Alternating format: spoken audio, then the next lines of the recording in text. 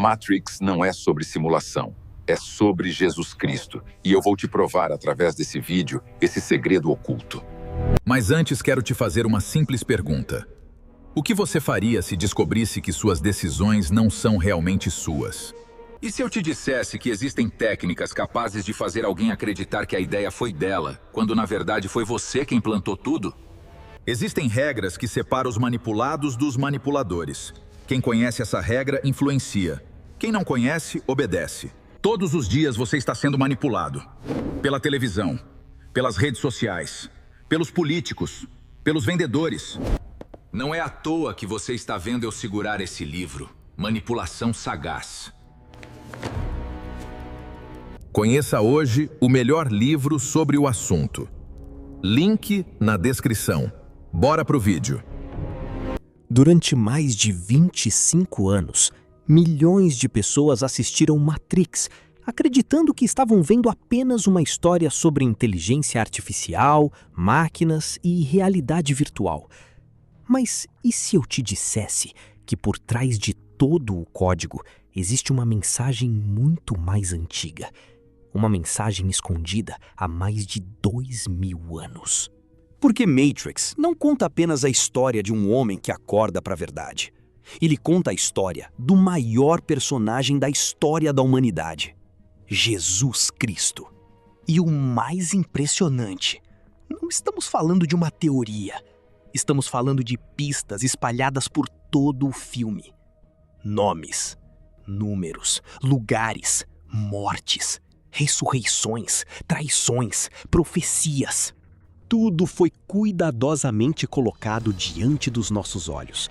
E quando você enxergar essas conexões, nunca mais conseguirá assistir Matrix da mesma forma. Porque a partir de agora, você não vai ver apenas Neo. Você vai enxergar o Messias escondido dentro da Matrix.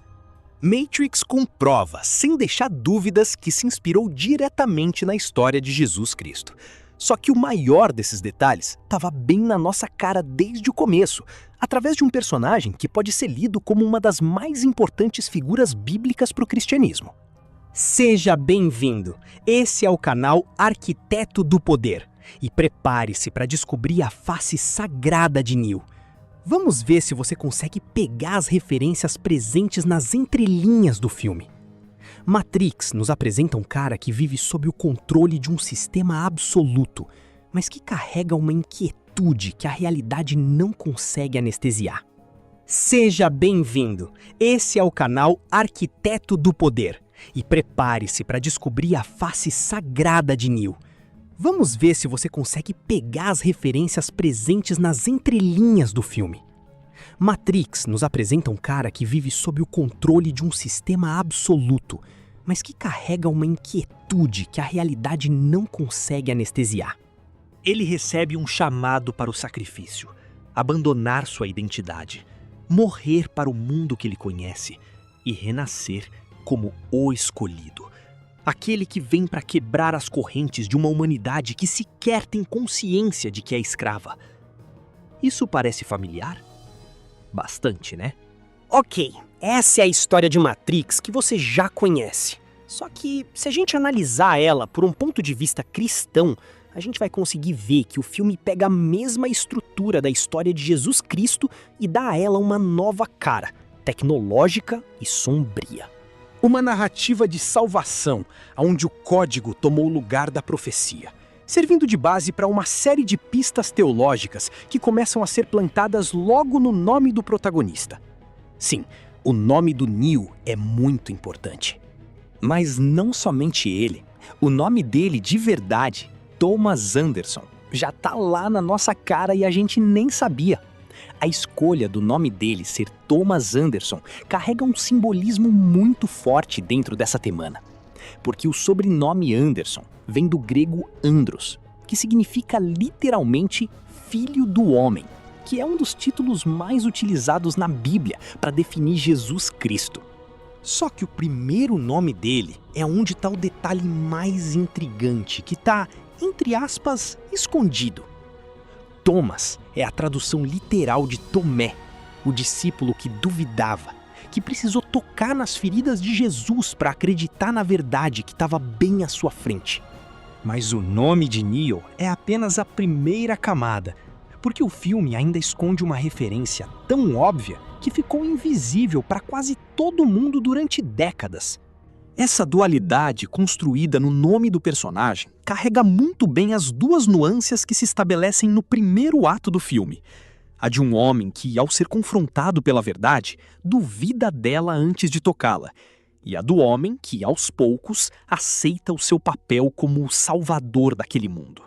Thomas passa a ser chamado de Neo, que também é o anagrama para One, ou seja, escolhido. Exatamente o título que ele recebe ao sair da Matrix. O escolhido também é como Jesus Cristo foi múltiplas vezes referenciado no decorrer. E tem mais. A palavra Neo, em latim, significa novo. Ou seja, o seu nome pode ser interpretado como o nascimento de uma nova natureza. Só que para esse novo homem nascer, é preciso fazer uma escolha. Um rito de passagem que mostre que ele está pronto para renascer. E tem mais. A palavra Neo, em latim, significa novo. Ou seja, o seu nome pode ser interpretado como o nascimento de uma nova natureza. Só que para esse novo homem nascer, é preciso fazer uma escolha. Um rito de passagem que mostre que ele está pronto para renascer.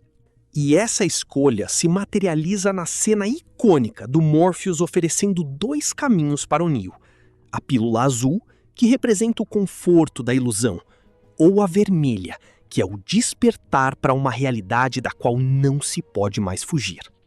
Do ponto de vista teológico, esse rito de deixar para trás uma vida antiga em direção à verdade é comumente chamada de conversão. Por isso que os cristãos costumam falar que eles se converteram após conhecerem Jesus. E se você olhar com atenção para a cena em que o Neo finalmente acorda no mundo real, o simbolismo é praticamente literal. Ele é desconectado de cabos que o prendiam a um casulo, envolto em um líquido viscoso e é despejado em um reservatório de água antes de ser puxado para cima. É quase como se ele estivesse passando por um batismo simbólico. E assim como o batismo cristão simboliza a morte do velho homem para o nascimento de uma nova criatura, Neo morre na simulação para nascer no deserto do mundo real. Ele sai da cegueira e do cativeiro para a luz de uma existência que é difícil, porém livre, como ele mesmo ouve logo depois de despertar. Mas essa jornada espiritual do novo homem não fica restrita apenas aos nomes ou aos rituais. O filme também faz questão de localizar essa história dentro de uma geografia que é puramente bíblica. A começar pelo destino final daqueles que despertam, o único lugar onde a humanidade ainda é livre, o refúgio seguro contra o domínio das máquinas. Aqui, Zion ou Sião é a representação da Terra Prometida, a Nova Jerusalém, o lugar de proteção onde o povo de Deus encontra descanso. Inclusive, o nome Sião é referenciado múltiplas vezes na Bíblia como a cidade onde Deus habita e onde seu povo encontra refúgio e esperança. Só que esse refúgio só poderia ser alcançado através de um meio de transporte que também carrega um simbolismo de peso: a nave Nabucodonosor. O nome é uma referência direta ao rei de mesmo nome, que na Bíblia foi assombrado por sonhos que ele não conseguia entender, buscando neles uma verdade que estava além da sua compreensão. Ou seja, assim como o rei bíblico tentava decifrar o que era real e o que era ilusão nas suas visões, a nave de Morpheus é o veículo que permite aos rebeldes navegar entre o mundo físico e o sonho construído pela Matrix. Mas nem todos que estavam a bordo da Nabucodonosor suportavam o peso da verdade. E é aqui que encontramos mais uma alegoria cristã, talvez uma das mais conhecidas desse filme, inserida em uma trama que remete a uma típica tragédia bíblica: o traidor. O personagem Cifer é a personificação de Judas Iscariotes dentro da Matrix. Ele é aquele que, mesmo tendo visto a luz e caminhado ao lado do escolhido, decide que o peso da liberdade é grande demais e que o conforto da escravidão vale o preço de uma traição. E repare bem na mise-en-scène desse momento. A cena inteira acontece com Cifer em uma ceia. Enquanto ele come um bife suculento que sabe ser uma mentira, ele entrega seus irmãos em troca de uma vida de prazeres mundanos dentro da simulação. É quase um espelhamento exato da última ceia, onde a traição é arquitetada enquanto o pão é partido e o vinho é servido. Também há vinho nessa cena. E um detalhe que me veio à cabeça agora, que nem estava no script do vídeo, é que Cifer demonstra sua traição enquanto está usufruindo dos prazeres da carne. E a carne, na Bíblia, é citada diversas vezes como uma representação da natureza pecaminosa do ser humano. Por isso, quando alguém peça, Nós cristãos costumamos dizer que a pessoa cedeu à carne e está sucumbindo aos desejos da carne. E é literalmente isso que Cifer faz nessa cena. A traição dele leva Neo ao seu teste final. E não apenas isso, mas também há mais uma alegoria que fecha o ciclo do arquétipo do Salvador, de Jesus, que Neo representa nessa releitura do filme. Quando Neo é encurralado e morto pelos agentes, repare bem onde essa cena acontece. Notou esse detalhe aqui? O número do apartamento é 303. O que isso te lembra? Exatamente, a idade de Jesus, que morreu aos 33 anos. Além disso, do ponto de vista teológico, o número 3 também é um símbolo da plenitude e da divindade, e acima de tudo, é um número que representa a ressurreição. Jesus ressuscitou no terceiro dia. Assim como Neo morre e desperta novamente no apartamento 303. Só que existe mais um detalhe: esse despertar não acontece sozinho. Ele depende de um ato de amor, de uma personagem cujo nome é a peça central de toda essa alegoria e que também se conecta com o numeral 3, Trinity. Trinity, em inglês, significa trindade. E, de acordo com a teologia cristã, a trindade é a união do Pai, do Filho e do Espírito Santo. E é o Espírito Santo quem dá o sopro da vida. No filme, esse ato de amor é representado pelo beijo de Trinity, que acaba trazendo Neo de volta da morte. E por falar nesse momento, existe aqui mais um detalhe visual que eu nunca vi ninguém comentando. Quando Neo ressuscita e confronta o agente Smith, entrando no corpo dele e o destruindo por dentro, é possível ver, muito rapidamente, uma cruz se formando no meio da explosão. Quase como se fosse uma representação visual da luta entre o bem e o mal, onde a luz vence a escuridão, formando justamente o símbolo mais conhecido do cristianismo. Nesse momento, o ciclo se completa. O Filho do Homem, que duvidava de si mesmo, morre no apartamento 313 e ressuscita através da Trindade para se tornar o ser de luz que transcende as leis daquele mundo. A partir dali, Neo começa a demonstrar superpoderes, tal qual Jesus Cristo demonstrou ao operar milagres por onde passava. O escolhido venceu a morte, venceu o sistema e agora está acima das leis que prendem o restante da humanidade. Claro que essa é apenas uma das várias interpretações possíveis de Matrix. Eu sei que existem outras maneiras de compreender qualquer filme. E isso é justamente o que eu mais gosto no cinema, as diversas possibilidades de interpretação de uma mesma história. Por muito tempo eu não tinha conseguido fazer esse paralelo, até que, em uma entrevista de Lawrence Fishburne com Neil deGrasse Tyson, a resposta para essa pergunta explodiu a cabeça de todo mundo. O próprio Neil deGrasse Tyson diz que é um especialista em Matrix, mas não consegue responder uma simples pergunta feita por Lawrence Fishburne: quem Morpheus representa? Eis que, do nada, o ator surpreende todo mundo, inclusive a mim, quando assisti a essa entrevista, e diz o seguinte.